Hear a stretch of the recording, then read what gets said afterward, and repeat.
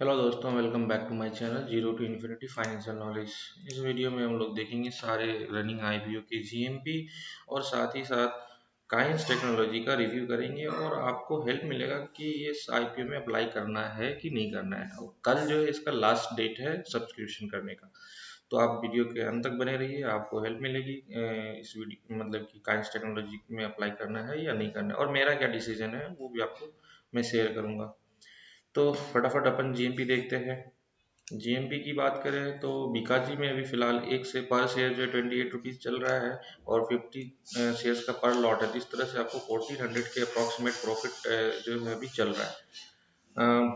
आप देख सकते हैं ये आईपीओ जो है ऑलरेडी क्लोज हो चुका है और थर्ड नवंबर को ओपन हुआ था और क्लोज हुआ था 7 नवंबर को। अलॉटमेंट भी इसका आ चुका है और फाइनली जो लिस्टिंग है ये 17 ऑफ नवंबर को होने वाला है।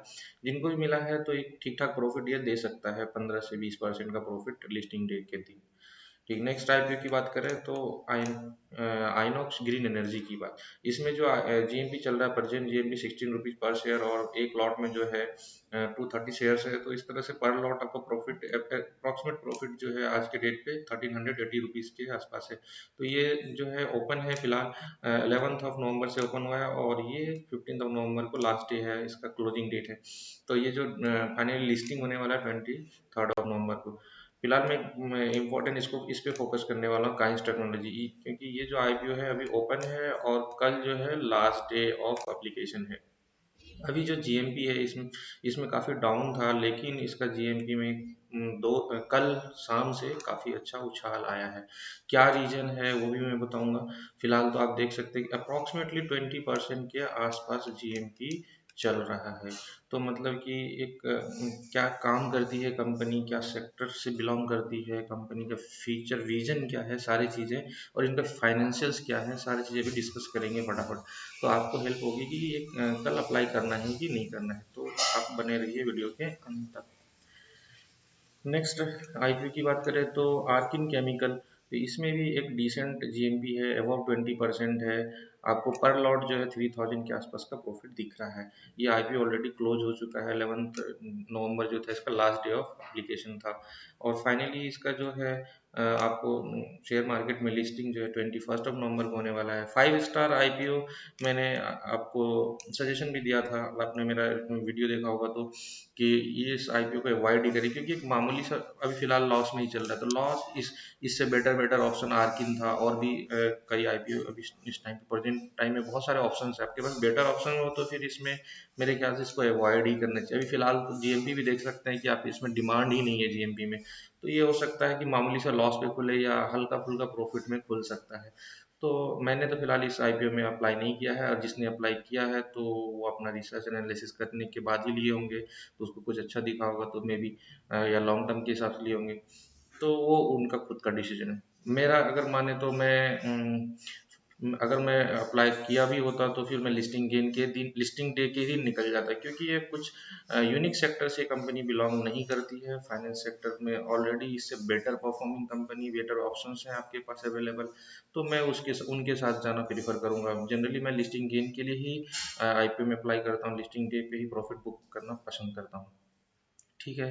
तो अब हम लोग रिव्यू करेंगे काइंस टेक्नोलॉजी आईपीओ के बारे में।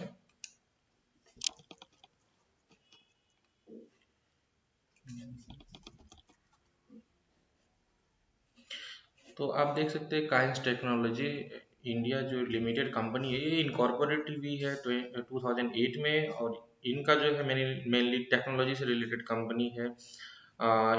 इंटरनेट ऑफ थिंग्स से रिलेटेड, आईओटी से सॉल्यूशंस प्रोवाइडेड है। मेनली इलेक्ट्रॉनिक्स कंपनी है, इलेक्ट्रॉनिक्स से रिलेटेड है। और आपको मालूम होगा इलेक्ट्रॉनिक्स जो है अभी इंडियन मार्केट में काफ़ी अच्छा फीचर इसका देखा जा सकता है। और काफ़ी अच्छा फीचर है इंडियन मार्केट में। और इनके सबसे इम्पोर्टेंट बात क्या है, इनके कस्टमर देखेंगे ना काफ़ी वर्सेटाइल सेक्टर से है। पहली बात देखा, ऑटो मोबाइल सेक्टर से इनके डिमांड है। और फिर साथ ही साथ इंडस्ट्रियल्स में इनके यूजर्स हैं, इनके जो कस्टमर बेस है वो काफ़ी अच्छा है। एरोस्पेस एंड डिफेंस में है, जो कि अभी गवर्नमेंट काफ़ी इस पे फोकस किए हुए हैं, काफ़ी फंड है मेड इन इंडिया की तरफ से। तो एक अच्छा कस्टमर बेस जो इसका काफ़ी डाइवर्सिफाइड है, तो वो काफ़ी अच्छा साबित हो सकता है फ्यूचर के लिए कंपनी का। और फिर न्यूक्लियर, मेडिकल, रेलवे, रेलवे में भी इनका जो प्रोडक्ट है यूज़ होता है। अभी फ़िलहाल रेलवे से इस कंपनी का 3% के आसपास जो है रेवेन्यू जनरेट होती है। तो बट इसमें काफ़ी ज़्यादा स्कोप है, जब बुलेट ट्रेन वगैरह आएंगे तो उसमें जो है, वैसे भी इलेक्ट्रॉनिक्स आइटम जो है काफ़ी ज़्यादा यूज़ होता है, तो इलेक्ट्रॉनिक्स आइटम जो है ये कंपनी सप्लाई करती है और रेलवे भी इसका कस्टमर है, तो इसका काफ़ी एक्सपांसन फ्यूचर में दिख सकता है। तो और आईटी सेक्टर में भी इनका प्रोडक्ट यूज़ होता है। तो ओवरऑल देखें तो सेक्टर वाइज काफ़ी अच्छा है, प्रोमिसिंग है और फ्यूचरिस्टिक भी दिख रहा है। यहाँ तक तो काफ़ी अच्छा दिख रहा है, आगे हम लोग देखते हैं। और अगर बात करें कंपनी की मैन्युफैक्चरिंग फैसिलिटीज़ की, तो ये टोटल 8 मैन्युफैक्चरिंग फैसिलिटी है कंपनी का अक्रॉस द इंडिया, और जो मेनली है कर्नाटक में, हरियाणा में, हिमाचल प्रदेश, तमिलनाडु एंड उत्तराखंड में। तो काफ़ी ज्योग्राफिकली काफ़ी अच्छे से डाइवर्सिफाई करके भी रखा है, साउथ में रखा है, मिडिल इंडिया में रखा है, तो नॉर्थ में भी रखा है। तो इस तरह से आप देख सकते हैं कि इनका मैन्युफैक्चरिंग सेटअप भी काफ़ी स्ट्रेटजिक लोकेशंस पे है, तो ये भी एक एडवांटेज है कंपनी के लिए। स्लाइड की बात करें, फिर इस नेक्स्ट स्लाइड में हम लोग देखेंगे फाइनेंशियल्स। तो फाइनेंशियल्स बहुत मैटर करता है किसी भी आईपीओ में, लिस्टिंग गेन के लिए एटलीस्ट। तो आप यहाँ से देख सकते हैं कि कंपनी का total asset year on year basis पे कंटिन्यूस इंक्रीज हो रहा है। 20 से आप 22 तक देखें तो कंटिन्यूस क्या हो रहा है, इंक्रीज हो रहा है, जो कि अच्छी बात है, कंपनी का एसेट इंक्रीज हो रहा है। और फिर टोटल रेवेन्यू की बात करें तो वो भी कंटिन्यूसली इंक्रीज हो रहा है ईयर ऑन ईयर बेसिस पे, तो वो भी बहुत अच्छी बात है।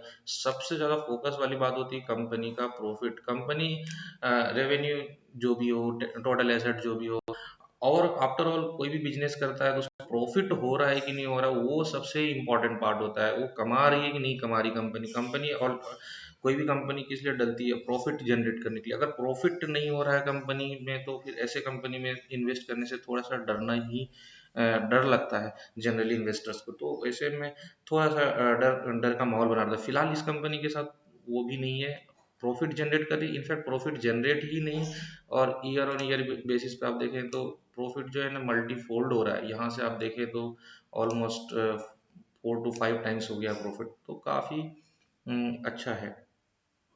तो प्रॉफिट काफ़ी ज़्यादा जंप ले रहा है। अब यहाँ देखते हैं नेट वर्थ भी कंपनी का इंक्रीज हो रहा है। सभी तो ठीक है, बट यहाँ पे बोरोइंग्स की बात करें तो बोरोइंग्स बढ़ रहा है। तो जनरली जो छोटे कंपनी होते हैं और उनको कम बिजनेस को एक्सपैंड करना होता है, स्केल करना होता है, तो उसमें बोरोइंग्स ऑब्वियस सी बात है थोड़ा सा बढ़ता है। तो इस फैक्टर को आप नेग्लेक्ट कर सकते हैं। तो ओवरऑल मेरी बात माने, मेरा एनालिसिस के हिसाब से मुझे ऐसा लगता है कि कंपनी का फाइनेंशियल्स जो है ना मोर देन ओके है, मतलब काफ़ी मोर देन ओके, मतलब अच्छा है। काफ़ी अच्छा तो नहीं है, क्योंकि आप यहाँ से प्रॉफिट देखें तो 2 साल कंटिन्यूस जो रहा सेम रहा ऑलमोस्ट, फिर जाके अचानक से काफ़ी ज़्यादा जंप आया है। तो ये थोड़ा सा, बट फाइनेंशियल ओवरऑल देखें तो फाइनेंशियल जो है काफ़ी अच्छा है। तो अब कंपनी ने कुछ ऑब्जेक्टिव्स बताए, ये आईपीओ जो लाए हैं इनका क्या ऑब्जेक्टिव है, इस पैसे का क्या करने वाले हैं। तो सबसे पहले वो क्या करने वाले हैं, रीपेमेंट करने वाले हैं। आप देख सकते हैं कि बोरोइंग्स है, बोरोइंग्स जो है उनको कम करने वाली कंपनी, तो बहुत अच्छा है। कुछ पैसा, ऑब्वियस सी बात है, अगर कंपनी पे कर्ज रहेगा तो बोरोइंग्स रहेंगे तो क्या होगा, उनका कुछ अर्निंग का पार्ट जो है एज ए इंटरेस्ट देना पड़ेगा, तो प्रॉफिट जो है रिड्यूस होती, प्रॉफिटेबिलिटी कंपनी की। तो बोरोइंग्स कम करना एक अच्छा है, मोटिव है कंपनी का। नेक्स्ट अगर देखें तो कैपिटल एक्सपेंडिचर के लिए, एक्सपांशंस के लिए कंपनी लगाने वाली है, तो अच्छा मोटिव है। नो डाउट कंपनी का मैन्युफैक्चरिंग फैसिलिटी जो है बढ़ाने वाली है। आप देख सकते हैं कि हरियाणा में बढ़ाने वाली है और फिर कर्नाटक में बढ़ाने वाली है। तो ये भी एक अच्छी बात है कि कंपनी ग्रो करने की ग्रो करना चाह रही है। फिर नेक्स्ट देखें अगर, तो कंपनी का जो एक होली ओन्ड सब्सिडरी भी है, कंपनी एक दूसरी कंपनी को ओन्ड करती है, 100% इनका ही सब्सिडरी है, तो उसमें भी मैन्युफैक्चरिंग फैसिलिटीज़ को इम्प्रूव करना चाह रही है। तो वो भी काफ़ी अच्छा, मतलब ओवरऑल देखें तो एक्सपांशन में ही पैसे लगा रहे हैं, तो ये बहुत ही अच्छा साइन होता है किसी भी कंपनी के लिए।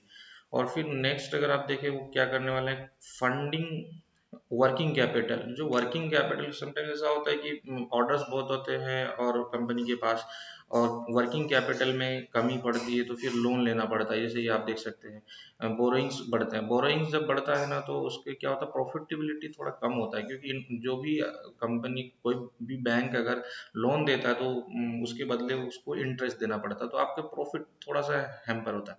तो इसलिए अगर ये आईपीओ की तरफ फंड रेज करेंगे तो वो क्या होगा, उनको कोई इंटरेस्ट नहीं पे करना है, तो प्रॉफिटेबिलिटी जो पैट होता है ना वो थोड़ा थोड़ा नहीं अच्छा खासा इम्प्रूव होता है। तो ये भी कंपनी का, यहाँ से आप देख सकते हैं कि मोटिव जो है ना कंपनी का अच्छा है।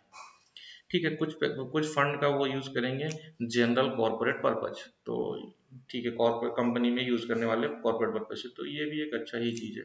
मतलब यहाँ तक ओवरऑल मोटा मोटा समझे तो कंपनी का जो ऑब्जेक्टिव है वो अच्छा दिख रहा है।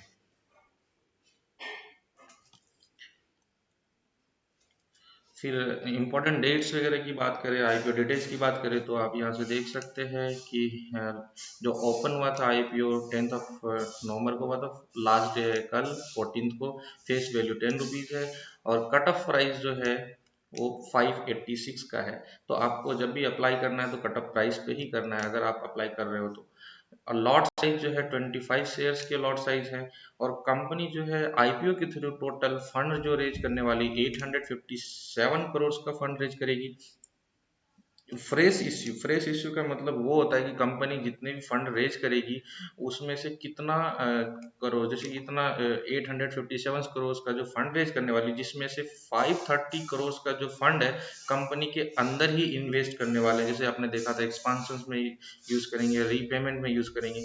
और बचे हुए जो फंड है ये प्रमोटर्स अपने स्टेक सेल करके अपने पॉकेट में डालने वाले। तो प्रमोटर्स जो ऑफर फॉर सेल को बोलते हो, प्रमोटर्स जो अपने फंड को से स्टेक को सेल करके अपने पॉकेट मिलने वाले, तो वो थोड़ा कम ही अमाउंट है अब इसके कंपैरिजन में देखें तो। मतलब कि फ्रेश इशू ज़्यादा है, ऑफर फॉर सेल कम है, तो ये भी एक अच्छा ही बात है, अच्छा ही साइन है आईपीओ के लिए। तो आप यहाँ देख सकते हैं फिर कितने परसेंट शेयर किसके लिए रिजर्व रखे गए हैं। 50% क्यूआईबी के लिए है, एच एन आईज के लिए 15%। और मोर इम्पोर्टेंट बात यह है कि रिटेलर पोर्शन काफ़ी अच्छा है, हेल्दी पोर्शन है। 35% जो है रिटेलर्स के लिए, तो यहाँ पे काफ़ी ज़्यादा चांसेस है कि आपको अलॉटमेंट मिल सकता है। इम्पोर्टेंट डेट्स देखें तो 10th को ओपन हुआ था, फिर क्लोज जो हुआ था होने वाला है, ये कल लास्ट डे है। आपको अगर अप्लाई करना है तो कल लास्ट डे रहेगा एप्लीकेशन का। और अलॉटमेंट स्टेटस आपको पता पड़ेगा 17 नवंबर को। और फाइनली जिनको अलॉटमेंट नहीं होता है तो उनके फंड जो है अनब्लॉक या रिफंड कर दिए जाएंगे 18 नवंबर को। और जिनको अलॉटमेंट हो जाते हैं, जो लकी रहते हैं, तो उनके अकाउंट में, डीमेट अकाउंट में शेयर्स फाइनली 21 नवंबर को ट्रांसफर कर दिए जाएंगे, और एक नया कंपनी शेयर मार्केट में लिस्ट हो जाएगा 22 नवंबर को। बिफोर आईपीओ जो है प्रमोटर्स के पास शेयर हैं लगभग लगभग 80%। आफ्टर आईपीओ जो है शेयर बचेंगे कंपनी के प्रमोटर्स के पास 67% के आसपास। अगर आप रिटेल कैटेगरी में एक लॉट अप्लाई करना चाहते हैं तो आपको तकरीबन 15,000 के आसपास फंड का रिक्वायरमेंट रहेगी। और रिटेलर में आप मैक्सिमम जो एप्लीकेशन लगा सकते हैं 13 एप्लीकेशन लगा सकते हैं।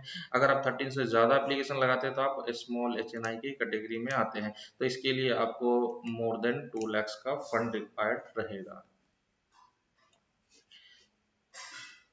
ठीक है, नेक्स्ट स्लाइड में हम लोग देखते हैं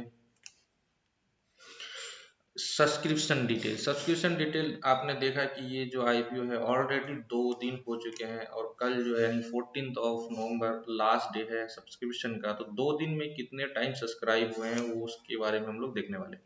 तो आप देख सकते हैं कि क्यूआईबी, सॉरी काफी मोटा हो गया है, इसको पतला कर लेता हूँ। ठीक है, क्यूआईबी पोर्शन आप देख सकते हैं कि ऑलरेडी फुल्ली सब्सक्राइब हो चुका है। इनफैक्ट फुल्ली नहीं, 2.5 टाइम्स के आसपास सब्सक्राइब हो चुका है। और एनआईज जो है अभी अंडर सब्सक्राइब है। और रिटेल कैटेगरी में आप देख सकते हैं कि सब्सक्राइब नहीं हुआ है। तो मेरा मानना है कि इसलिए नहीं हुआ है कि बीकाजी वगैरह में लोगों का फंड अनब्लॉक था। कुछ लोग एसएमआई आईपीओ में लगाते हैं, एमईवीएल लॉजिस्टिक में भी फंड ब्लॉक था, तो इसलिए भी 2 दिनों में शायद नहीं लगा पाए होंगे।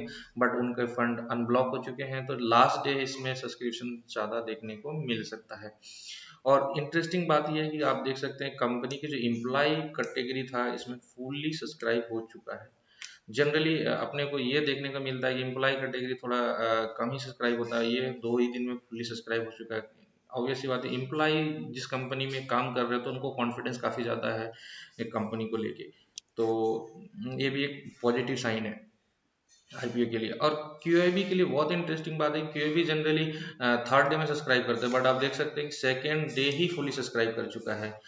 और रिटेलर अंडर सब्सक्राइब, तो यहाँ पे रिटेलर के लिए गोल्डन अपॉर्चुनिटी है, जो भी अप्लाई करेंगे उनको ऑलमोस्ट ऑलमोस्ट मिलने के चांस है अभी फिलहाल। बट थर्ड डे मुझे मेरा मानना है कि ऑलमोस्ट 10 टाइम्स तो हो ही जाना चाहिए सब्सक्राइब दिन।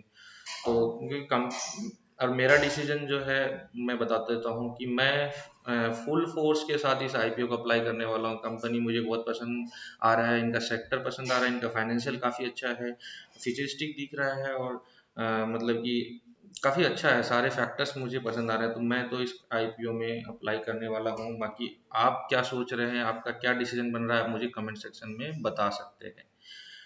Thank you guys. अगर आपको मेरा काम पसंद आता है, इंफॉर्मेशन पसंद आता है, तो आप इस चैनल को सब्सक्राइब कर सकते हैं।